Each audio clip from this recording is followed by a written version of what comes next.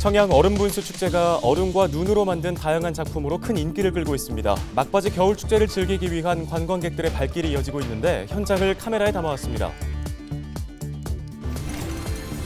조합장 선거에 나선 입후보 예정자들의 위법 행위가 잇따르고 있습니다. 충남 선관위는 지난달 조합원들에게 식사를 제공한 혐의로 입후보 예정자 A씨를 홍성경찰서에 고발했습니다.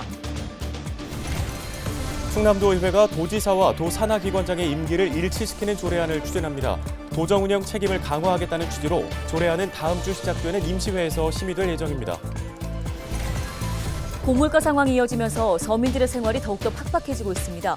고통을 이겨내기 위해 택배 아르바이트에 나선 시민들도 있는데 이들의 일상 밀착 취재했습니다.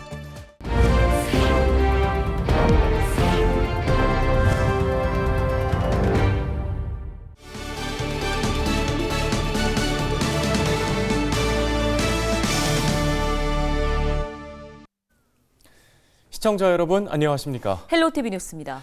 충남의 알프스라 불리는 청양에서 얼음 분수 축제가 열리고 있습니다. 얼음과 눈을 이용해 만든 다양한 작품들이 관광객들의 시선을 사로잡고 있는데요. 네, 겨울 막바지 축제를 즐기기 위한 방문객들의 발길이 이어지고 있습니다. 정호석 기자입니다. 얼음과 눈을 활용해 만든 커다란 얼음 조각이 눈에 띕니다. 눈으로 만든 벽에는 인기 만화 포켓몬스터의 캐릭터들이 가득합니다. 청양 알프스 마을의 얼음 분수 축제 현장입니다. 이번 축제는 얼음 분수와 얼음 동굴 등 70여 점의 작품이 마련됐습니다. 최근 이곳의 작품들이 SNS에서 인기를 끌며 사진을 찍기 위한 관광객의 발길이 끊이지 않고 있습니다. 저는 대전에서 왔고 저는 평택에서 왔어요. 네, 요즘 인스타그램에서 되게 핫해가지고 실제로 보고 예쁘게 사진 찍고 추억을 남기려고 놀러 왔습니다. 얼음 작품과 더불어 축제에선 다양한 즐길거리도 준비됐습니다. 눈썰 매장은 난이도에 따라 6개가 준비돼 남녀노소 누구나 쉽게 즐길 수 있고 얼음썰 매장에선 전통놀이를 체험할 수 있습니다. 봅슬레이와 짚라인 체험장에선 빠른 속도를 즐기며 스트레스를 풀 수 있습니다. 다양한 체험과 더불어 여러 부대 시설도 마련되어 있어 이곳을 찾는 가족 단위의 관광객도 많습니다. 얼음분수 축제는 지난 2008년 주민 100여 명이 힘을 모아 시골 마을에 활력을 불어넣기 위해 시작됐습니다. 축제가 입소문을 타면서 매년 약 40만 명의 방문객이 찾을 정도로 인기를 끌며 마을 소득에 큰 보탬이 됐습니다. 하지만 코로나19로 한 차례 축제가 취소되고 지난 2년간 방문객이 줄어든 상황. 이번 축제는 사회적 거리 두기와 실내 마스크 착용 의무 해제로 개막 한 달 만에 방문객 20만 명을 넘어섰습니다. 그동안은 이제 코로나 때문에 사실은 좀 움츠렸었는데 올해는 이제 코로나가 이제 해제되고 이렇게 활동적인 시기가 되다 보니까 올해는 작년보다 예년보다 조금 더 많은 관광객이 와서 저희 마을의 살림에 큰 보탬이 될 것 같습니다. 인생 사진도 찍고 다양한 체험도 즐길 수 있는 청양 알프스 마을의 얼음 분수 축제는 12일까지 진행됩니다. 헬로티비 뉴스 정호석입니다. 다음 소식입니다. 충남 선거관리위원회가 오는 3월에 치러질 전국 동시조합장 선거와 관련해 입후보 예정자 A씨를 홍성경찰서에 고발했습니다. A씨는 지난 1월 음식점에서 조합원 3명에게 3만 3천 원 상당의 식사를 제공한 혐의를 받고 있습니다. 충남 선관위는 금전과 물품 등을 제공받은 사람에게도 최대 50배까지 과태료를 부과할 방침인데요. 충남에서는 지난달 지인을 통해 조합원들에게 음식물을 제공한 혐의로 또 다른 입후보 예정자가 고발되는 등 조합장 선거 관련 위법 행위가 잇따르고 있습니다. 충남도의회가 도지사와 산하기관장의 임기를 일치시키는 조례안 입법을 예고했습니다. 이번 조례안은 새로운 도지사와 전임 도지사가 임명한 공공기관장들의 임기가 불일치되는 상황을 막고 책임 있는 도정 운영을 위해 추진되는데요. 조례안에는 도지사가 임명한 산하기관장과 임원의 임기를 2년으로 하고 연임할 수 있다는 내용이 담겼습니다. 조례안은 오는 8일부터 열리는 임시회에서 심의될 예정입니다. 새해 첫 달에도 물가가 5%나 넘게 올랐습니다. 가스비, 전기세, 교통비까지 모든 게 오르고 있는데요. 네, 계속되는 고물가 상황에 서민들의 고통은 더 커지고 있습니다. 손성혜 기자가 전해드립니다. 홀로 4명의 자녀를 키우고 있는 진순 씨는 늘어난 생활비에 걱정이 많아졌습니다. 매달 내는 금액이 있다 보니까 그런 게 조금 헉헉하죠. 고지서를 보게 되면 이게 맞는 건가?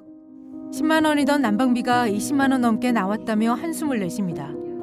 보험 설계사로 일하면서 받는 기본 월급은 180만 원 남짓. 소득의 10% 이상을 난방비로 내야 하는 형편입니다. 그렇다고 저희가 집이 뭐 따뜻하게 살거나 그러진 않은데 이게 아무래도 전에하고 똑같이 온도를 맞추고 있는 상황인데도 더 춥고 1년 만에 전기, 수도, 가스 요금은 30% 가까이 올랐습니다. 이를 포함한 지난달 전체 물가 상승률은 5.2%. 서민 생활과 밀접한 생활물가 지수는 6%나 넘게 올랐습니다. 문제는 물가 상승으로 지출은 계속 느는데 벌이는 줄고 있다는 겁니다. 경기를 많이 타요. 사실 이제 고정적으로 드셨던 분들도 이제 금액이 그것도 다 올라가잖아요. 그러다 보니까 안 드시게 되고 이렇게 끊게 되고 그러시다 보니까 이제 제가 버는 소득도 거기서도 줄어들고.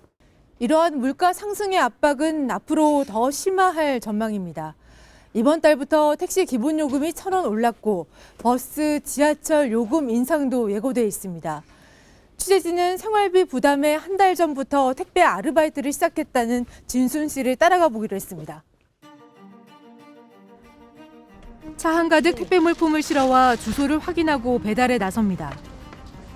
엘리베이터가 없는 곳이 많아 계단을 오르내리다 보니 힘이 2배로 듭니다. 반나절 동안 택배 물품 50여 개를 배달해 버는 돈은 4-5만 원. 한 달에 40만 원 정도를 부업으로 벌고 있습니다. 뭐 한꺼번에 많은 양은 할 수는 없지만 그래도 한 주에 2-3번 하면 그래도 그 주 생활할 수 있는 생활비는 되니까. 저소득층 10가구 중 6가구는 소득보다 지출이 많은 만성 적자고 생활비 부담으로 부업에 뛰어든 가장은 역대 최고치를 기록하고 있습니다. 줄일 수가 없는 거잖아요. 거의.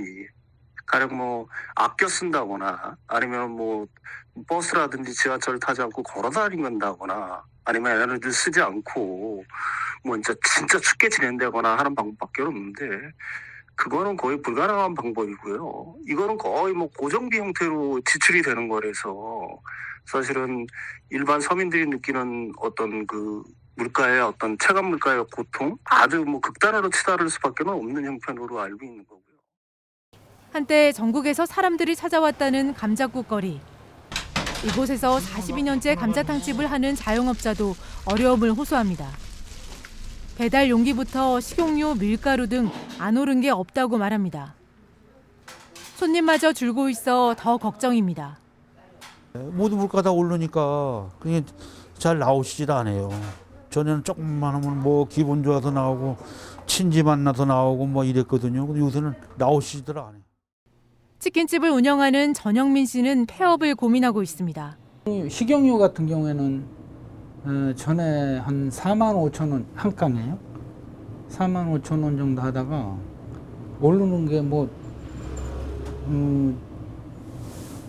한 6만 5천 원? 뭐 이렇게 거의 50% 이상 뛰니까. 옛날에는 뭐 자재값 오른다 그래도 뭐 한 10%, 20% 이랬잖아요. 근데 뭐 이번엔 그렇게 많이 오르니까. 한 달 800만 원을 벌어도 가게 임대료에 재료값, 가스, 전기요금 등 고정비로 다 빠져나가 남는 게 없습니다. 전기료, 가스값 이런 것도 오르니까 자꾸 마진이 자꾸 줄어요. 저희 같은 거 체인점이잖아요. 프랜차이즈인데 은평구에 많이 있었어요. 근데 다들 장사도 안 되고 마진도 없고 이러다 보니까 다 폐업을 했어요. 신사점도 없어지고 북과제점도 없어지고 차라리 그냥 배달 그냥 대행이나 그냥 할까. 물가 상승의 고통은 이제 시작이라는 어두운 전망이 나오는 상황. 이미 빠듯한 살림에 더 아껴 쓸 것도 없는 저소득 취약계층과 영세 상인들의 생계가 위협받고 있습니다. 헬로티비 뉴스 손성혜입니다.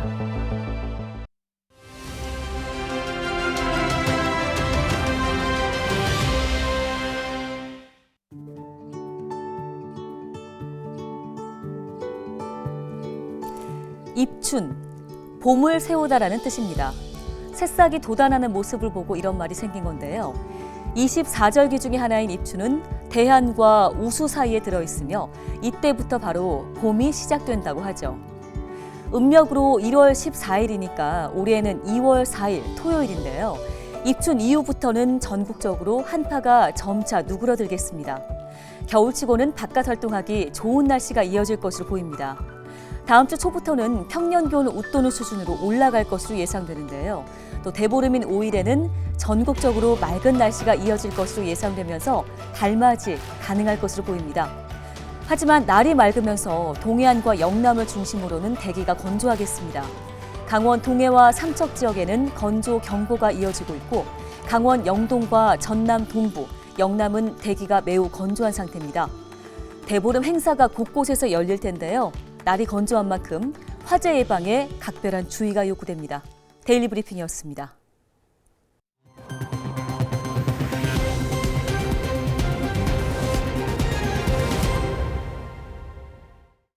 다음 소식입니다. 서산시가 팔복면 주민들과 소통하는 시간을 가졌습니다. 이완섭 서산시장은 이 자리에서 서산공항 건설, 국제 크루즈선 유치 등 정책 추진 계획을 설명했는데요. 또 주민들이 제안한 국민체육지원센터 건립은 2025년 준공을 목표로 추진하고 가뭄에 대비한 웅덩이 조성 사업도 빠르게 마무리하겠다고 말했습니다. 그동안 우리 지역에도 이 비가 가물어서 가뭄 때문에 곤혹을 치르는 경우가 여러 번 있었어요. 의지가 있기 때문에 저 사유지만 협의만 되면 바로 추진하면 되거든요. 협의만 잘 되면 빨리도 할 수 있다. 이런 개념입니다. 오늘 준비한 소식은 여기까지입니다. 네, 시청해주신 여러분 고맙습니다.